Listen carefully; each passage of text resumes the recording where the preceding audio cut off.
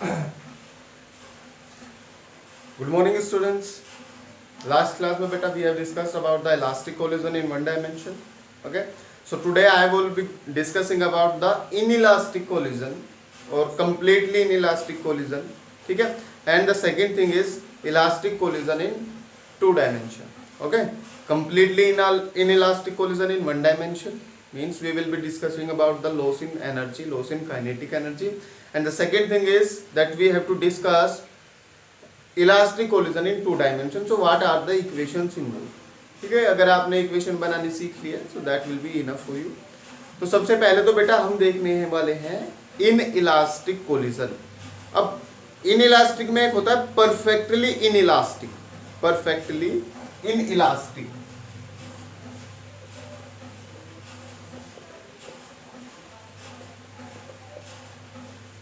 ठीक है. Perfectly in elastic का मतलब क्या होता है बेटा, दोनों ऑब्जेक्ट अलग अलग जा रहे थे. ठीक है, या सपोज करिए आपका एक ऑब्जेक्ट रेस्ट पे है.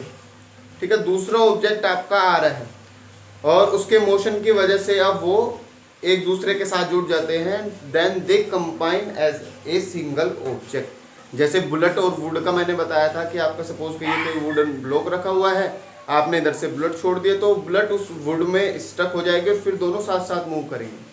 So that is the case of a completely inelastic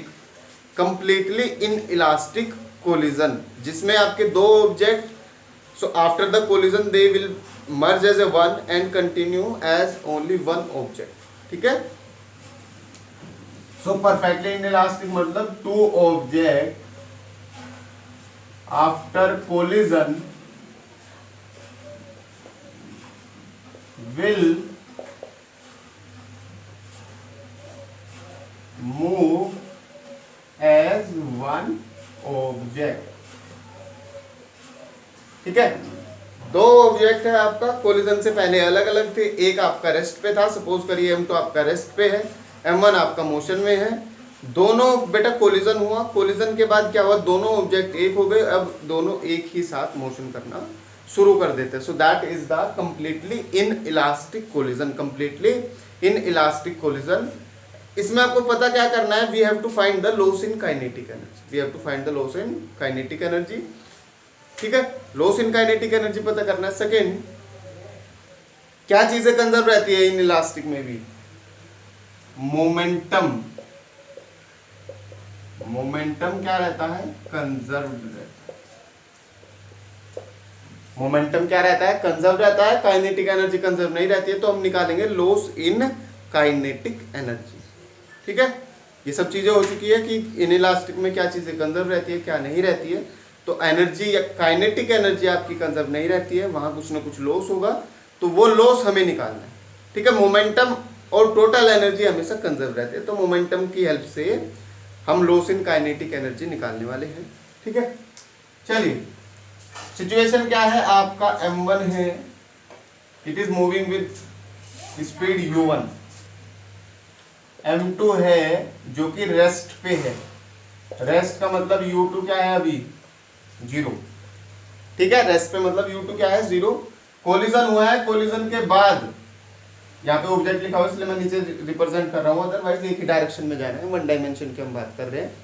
ठीक है, सो कोलिजन होने के बाद क्या होगा, ये दोनों स्टक हो जाते हैं S1. ठीक है, so that is the total mass M हो जाएगा, और ये M कितना है, M1 प्लस M2, क्योंकि वह मास तो सेम रहने वाला है. M1 प्लस M2 हो जाएगा, there will be no loss of mass. ठीक है, एंड अब कहता है कि they are moving with velocity v. They are moving with velocity v. तो पहले तो हमें v निकालना है, और फिर इस v के बाद हमें निकालना पड़ेगा लॉस इन काइनेटिक एनर्जी. ठीक है, so first we have to calculate is v and second we have to calculate is the loss in kinetic energy. ठीक है, तो कंजर्वेशन ऑफ मोमेंटम लगाइए. तो कंजर्वेशन ऑफ मोमेंटम जैसे ही आप लगाते हैं, इसका मोमेंटम M1 U1, इसका मोमेंटम M2 U2 किसके बराबर होगा, इसका momentum that is M into V. M is the total mass into V. अब ये पता है मुझे क्या है, ये 0 है क्योंकि सेकंड किस पे था, रेस्ट पे था. तो बेटा ये हट जाएगा. और m पता है, m की वैल्यू क्या है, m आ जाएगा बेटा m1 प्लस m2, तो v क्या आ जाएगा, v आ जाएगा m1 u1 upon m1 plus m2, ठीक है, m1 u1 upon m1 plus m2, ठीक है। क्या निकालना है, लॉस इन काइनेटिक एनर्जी। पहले काइनेटिक एनर्जी कितनी थी, चलिए इनिशियल काइनेटिक एनर्जी, इसकी kinetic energy 1/2 m1 u1 square, इसकी kinetic energy 1/2 m2 u2 square. ये u2 क्या है, 0 है, तो काइनेटिक एनर्जी कितनी है इनिशियली, इतनी। इनिशियली काइनेटिक एनर्जी क्या है, 1/2 m1 u1 square. Finally kinetic energy क्या हो जाएगी, फाइनल काइनेटिक एनर्जी के ई फाइनल देख लेते हैं। सो 1/2 अब क्या हो चुका है, मास हो चुका है m और वेलोसिटी हो चुकी है v, सो mv स्क्वायर। इस m की वैल्यू पुट कर देते हैं, 1/2 m1 प्लस m2 v का स्क्वायर, ठीक है, समझ गए बात है। 1/2 m1 प्लस m2 v का स्क्वायर। अब v की वैल्यू पुट कर दीजिए ये वाली, तो काइनेटिक एनर्जी क्या आ जाएगी final, 1/2 m1 plus m2 v की वैल्यू ये वाली पुट कर दीजिए। सो m1 इसका पूरे का स्क्वायर होना है क्योंकि v इसका स्क्वायर है, सो m1 का स्क्वायर u1 का square upon m1 plus m2 का स्क्वायर, सबका स्क्वायर कर दिया है, ठीक है भैया, m1 का स्क्वायर u1 का स्क्वायर है, नीचे वाले का स्क्वायर। अब इससे ये एक बार कैंसिल हो जाएगा, एक पावर बचेगी, सो that will B 1/2 m1 square u1 square upon m1 plus m2, okay, m1 plus m2, समझ गए। अब निकालना है लॉस इन काइनेटिक एनर्जी, तो लॉस निकाल लेते हैं। लॉस का मतलब difference between the two, final and initial का डिफरेंस, क्योंकि इनिशियल ज्यादा है फाइनल कम है, तो इनिशियल में से फाइनल घटा देंगे तो लॉस निकल जाएगा। तो लॉस इन काइनेटिक एनर्जी क्या आएगा, loss in kinetic energy is equals to K initial minus K E final. पहले में से दूसरी को माइनस कर दो, पहली कितनी है 1/2, ये आपकी इनिशियल है, m1 u1 का स्क्वायर, ठीक है, माइनस फाइनल कितनी है 1/2 m1 का स्क्वायर u1 का square upon m1 plus m2। देखिए 1/2 कॉमन है, u1 स्क्वायर कॉमन है और एक m1 कॉमन है, ठीक है, तो ये पूरा बाहर ले लीजिए 1/2 m1 u1 का स्क्वायर, यहाँ कितना बचेगा 1, ठीक है, यहाँ देखिए 1/2 चला गया, चलिए ठीक है, एक m1 चला गया तो एक m1 बचा है ऊपर, u1 स्क्वायर पूरा चला गया और नीचे बचा हुआ है m1 प्लस m2 माइनस, ठीक है, सो 1 minus m1 upon m1 plus m2 ये आ जाएगा। चलिए एलसीएम ले लीजिएगा इधर,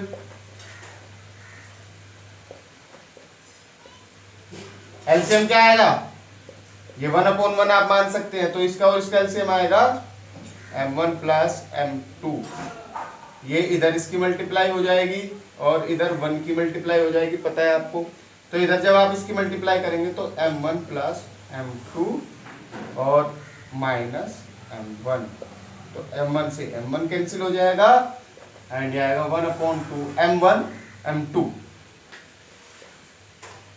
u1 का square divided by m1 plus m2, so that is the loss in kinetic energy, loss in kinetic energy. तो इस तरह से बेटा आप for in elastic collision, for a perfectly in elastic collision आप इजिली जो है वो लॉस इन काइनेटिक एनर्जी निकाल सकते हैं, ठीक है, आप वेलोसिटी निकाल लेंगे और साथ ही साथ लॉस इन काइनेटिक एनर्जी आप निकाल सकते हैं, ठीक है। अब सेकंड जो पार्ट मैंने बताया था कि सेकंड पार्ट आज हम करने वाले हैं, तो सेकंड पार्ट क्या होने वाला है, that will be elastic collision in two dimension, ठीक है।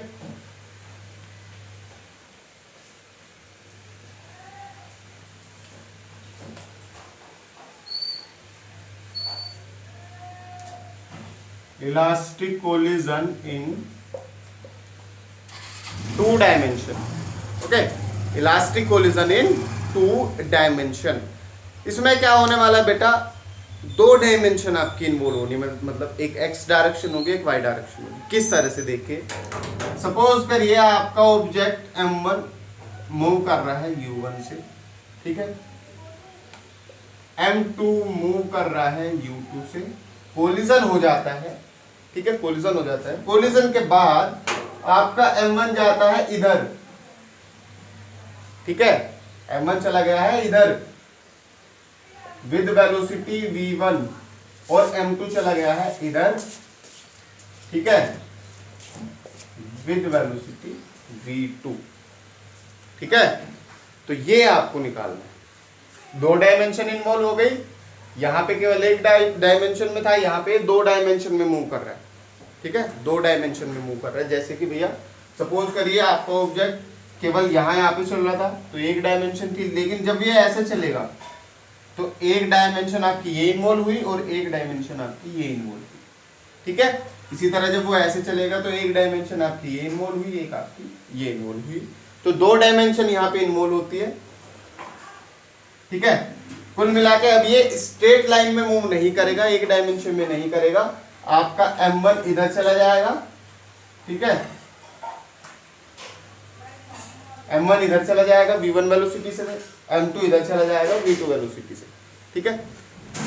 अब इक्वेशन कैसे बनाएंगे, दोनों ही इक्वेशन आपको याद रखनी है, क्योंकि इलास्टिक कोलिजन है तो मोमेंटम भी कंजर्व रहेगा और काइनेटिक एनर्जी भी कंजर्व रहती है, ठीक है।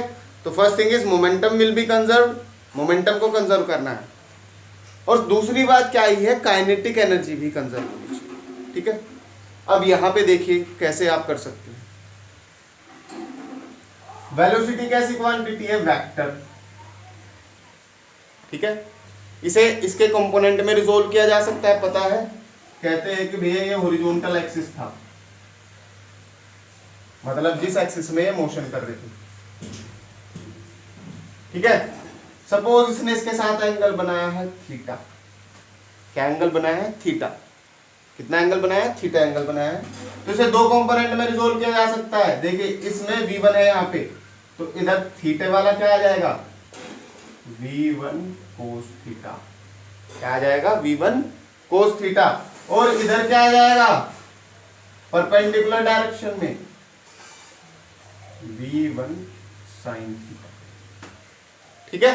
इसी तरह सपोज करिए यहाँ पे ये एंगल बनाता है फाई, अलग अलग एंगल लेके आप चलेंगे, तो ये v2 भी, ये v2 जो है इधर एंगल एक कंपोनेंट होगा क्या, v2 cos थीटे का, और इधर एक कंपोनेंट होगा v2 cos फाई का, और इधर कंपोनेंट होगा v2 sin फाई। समझ गए बातें, क्योंकि वेलोसिटी एक वेक्टर कंपोनेंट है and vector can be resolved into its component.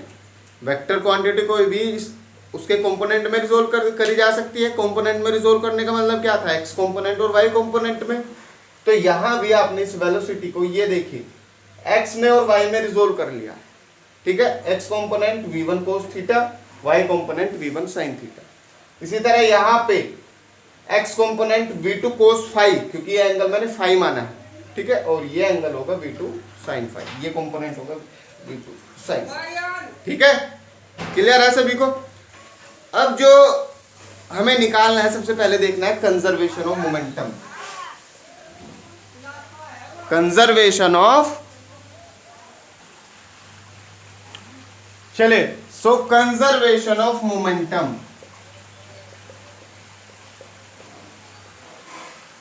Momentum का कंजर्वेशन, ठीक है। अब यहां पे 2 चीजें होने वाली है, एक एक्स एक्सिस में, एक वाई एक्सिस में, ठीक है। मोमेंटम कंजर्व होने वाला है एक्स एक्सिस में एंड सेकंड होने वाला है वाई एक्सिस में। तो इन एक्स एक्सिस की जब आप बात करेंगे, एक्स एक्सिस की, तो बेटा देखिए केवल एक्स डायरेक्शन में मूव कर रहे हैं एक्स एक्सिस में, तो मोमेंटम क्या हुआ यहाँ पे m1 u1। ये भी एक्स एक्सिस में मूव कर रहा है तो मोमेंटम क्या हुआ m2 u2। तो इनिशियल मोमेंटम क्या हुआ m1 u1 plus m2 u2 is equals to, अब यहाँ पे देखिए एक्स एक्सिस में ये मूव कर रहा है केवल v1 cos थीटा, ठीक है, मतलब पार्टिकल 1 किस वेलोसिटी से मूव कर रहा है, v1 cos थीटा से। पार्टिकल 1 किस वेलोसिटी से मूव कर रहा है, v1 cos थीटा। तो मोमेंटम क्या होगा इसका, m1 v1 cos थीटा। ठीक है, पार्टिकल 1 भैया पहला पार्टिकल इस वेलोसिटी से मूव कर रहा है, तो मोमेंटम कितना हुआ, m1 v1 cos theta. Particle second, या जो सेकंड ऑब्जेक्ट है वो किस वेलोसिटी से मूव कर रहा है एक्स एक्सिस में, इस वेलोसिटी से। So m2 v2 cos phi. Particle या सेकंड ऑब्जेक्ट किस वेलोसिटी से मूव कर रहा है, इस वेलोसिटी से। तो मास इनटू वेलोसिटी क्या होता है, मोमेंटम होता है। तो एक्स एक्सिस में ये, ठीक है।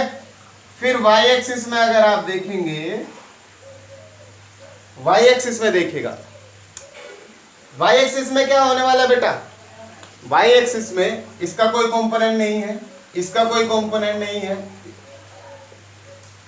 नहीं है ना। तो इसका मतलब इनिशियल मोमेंटम है 0। वाई एक्सिस में कोई भी कंपोनेंट नहीं है यहां पे शुरुआत में, तो इनिशियल मोमेंटम 0। फाइनल मोमेंटम देखिए, m1 वाई एक्सिस में मूव कर रहा है इस वेलोसिटी से, और क्योंकि अपवर्ड है, अपवर्ड पॉजिटिव होगा, है ना भाई। ये एक्स एक्सिस होता है, ये एक्स एक्सिस है, ये वाई एक्सिस है। इधर आप प्लस वाई लेते हो, इधर आप माइनस वाई लेते हो। तो ऊपर की तरफ है तो क्या लेके चलेंगे वेलोसिटी को, पॉजिटिव। क्या लेके चलेंगे, पॉजिटिव। कितना momentum, m1 into velocity v1 sine theta. ठीक है, दूसरा ऑब्जेक्ट मूव कर रहा है वेलोसिटी से, किससे, v2 साइन फाई से, v2 साइन फाई से। लेकिन ये नीचे की तरफ है, नीचे की तरफ क्या लेके चलते हो वेलोसिटी को, नेगेटिव, क्योंकि वेक्टर क्वांटिटी है। So minus m2 v2 sine phi. So ये आएंगे conservation of momentum, m1 u1 plus x axis में ये और y एक्सिस में ये। देखिए x एक्सिस में ये दोनों कंपोनेंट्स थे और इधर ये दोनों ही x एक्सिस में है, तो ये इस तरह।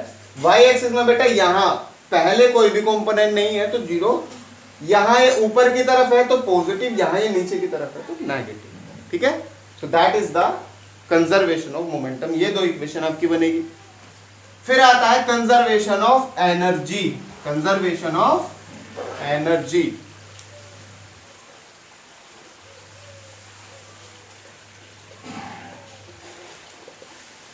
कौन सी एनर्जी, काइनेटिक। ठीक है, काइनेटिक एनर्जी। अब काइनेटिक एनर्जी में देखिए बेटा क्या है, इसकी kinetic energy 1/2 m1 u1 square, इसकी kinetic energy 1/2 m2 u2 square. यहां काइनेटिक एनर्जी देखिए क्या होगी, काइनेटिक एनर्जी को अब आप कंपोनेंट में रिजोल्व नहीं करेंगे। क्यों नहीं करेंगे कंपोनेंट में रिजोल्व, देखिए v1 का स्क्वायर, मतलब ये क्या लिखा हुआ है, v1 डॉट v1। ठीक है, किसी भी प्रोडक्ट का डॉट प्रोडक्ट, किसी भी वेक्टर का डॉट प्रोडक्ट क्या दे देता है, स्क्वायर दे देता है, क्योंकि मेरे पास स्क्वायर ही तो होता है हाँ काइनेटिक एनर्जी में। तो मुझे इसे कंपोनेंट में रिजोल्व करने की कोई भी आवश्यकता नहीं है। ठीक है, क्योंकि भैया स्क्वायर है।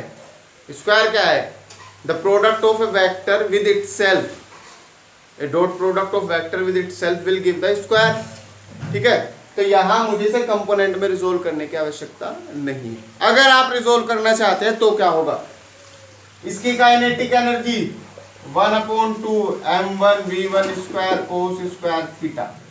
ठीक है, इसकी kinetic energy plus 1/2 m1 v1 का स्क्वायर साइन स्क्वायर थीटा। दोनों कॉमन आ जाएंगे, यहां से sine square theta plus cos square theta बचेगा, जो कि आ जाएगा 1। इसी तरह ये भी, ठीक है, क्योंकि स्क्वायर आ जाएगा, स्क्वायर पॉजिटिव नेगेटिव नहीं होता। एक सेकंड बेटा, ठीक है बेटा। तो इस वाले ऑब्जेक्ट की जो काइनेटिक एनर्जी होगी वो 1/2 m1 v1 स्क्वायर हो जाएगी, क्योंकि ये क्वांटिटी क्या आ जाएगी, 1 आ जाएगी। इसी तरह इस वाले ऑब्जेक्ट की जो होगी 1/2 m2 v2 स्क्वायर हो जाएगी। तो बेटा आप इसे कंपोनेंट में रिजोल्व करें तो आप इसे कंपोनेंट में रिजोल्व करें या फिर आप इसे कंपोनेंट में रिजोल्व ना करें, ठीक है, दोनों ही बातें सेम होती है। ठीक है, क्यों? क्योंकि काइनेटिक एनर्जी में होता है स्क्वायर, तो स्क्वायर जब लेंगे तो वो पॉजिटिव नेगेटिव नहीं होता है, पहली बात तो ये। दूसरा, उसे कंपोनेंट में रिजोल्व करने की आवश्यकता नहीं होती। ठीक है, समझ गए होंगे बातें? Okay, so that is equals to 1/2 m1 v1 square plus 1/2 m2 v2 square. So ये आएगा आपका कंजर्वेशन ऑफ काइनेटिक एनर्जी की इक्वेशन। कंजर्वेशन ऑफ मोमेंटम में क्योंकि वेलोसिटी केवल एक जगह होती है, उसका 1 पावर होती है, तो उसके कंपोनेंट में उसे रिजोल्व करना है। यहाँ आपका क्योंकि स्क्वायर होता है तो उसे कंपोनेंट में रिजोल्व करने की आवश्यकता नहीं होती। ठीक है, तो कंजर्वेशन ऑफ मोमेंटम में 2 इक्वेशन बनेगी, कंजर्वेशन ऑफ काइनेटिक एनर्जी में केवल आपकी एक इक्वेशन बनती है। तो इस तरह से बेटा आपका इलास्टिक कोलिजन आपका होता है। इन इलास्टिक कोलिजन में लॉस इन काइनेटिक एनर्जी पता करनी है। इलास्टिक कोलिजन में आपसे वेलोसिटी निकलवा सकता है, ठीक है, क्योंकि काइनेटिक एनर्जी तो बेटा सीमित है। ओके, तो आई होप आपको समझ आया है। एक बार आप इसे बुक से देख लेना किस तरह से इक्वेशन बनी हुई है, और अच्छे से इस वीडियो को देख लेना। इसके बाद भी अगर आपको कोई डाउट आती है तो बेटा आप पूछ सकते हैं। Till then have a safe day, good bye.